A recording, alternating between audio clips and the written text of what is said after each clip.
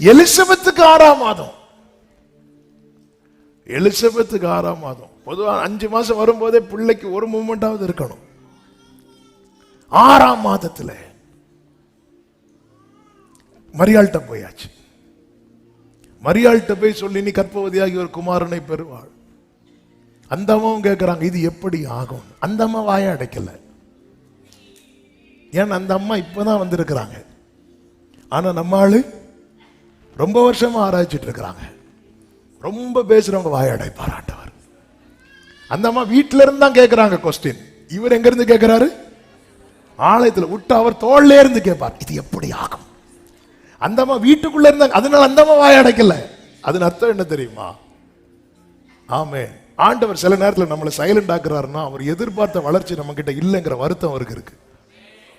இத்தனை வருஷம் நீ என்கிட்ட ஆராய்ச்சிட்டு இருக்கிற, நீ இப்படி சிம்பிளா சொல்லிட்டியே. நான் கேப்ரியல் சொல்றான் பாரு, தேவ சமூகத்தில் நிக்கிறேன். நான்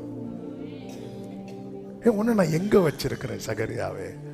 பொதுவாகவே சில நன்மைகள் நம்ம கிட்ட இல்லைன்னா சிலர் நம்மளை கூப்பிட மாட்டாங்க சில காரியத்துக்கு.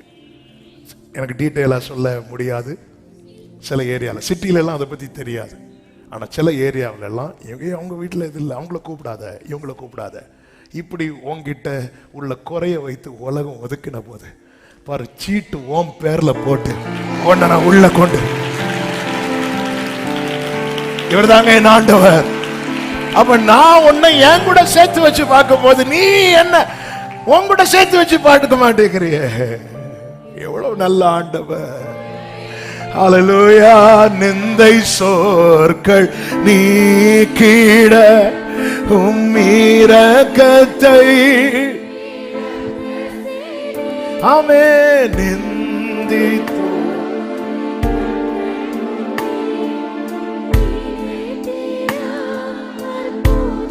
கைகளை உயர்த்தி, நித்தியரே நித்தியரே நிரந்தரமே நீதியா,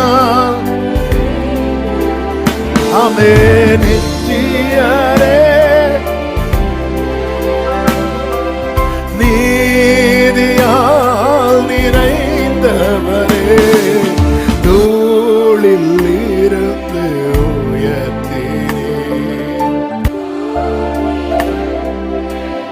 துதித்து பாட வைத்தீர், துதித்து ஹல்லேலூயா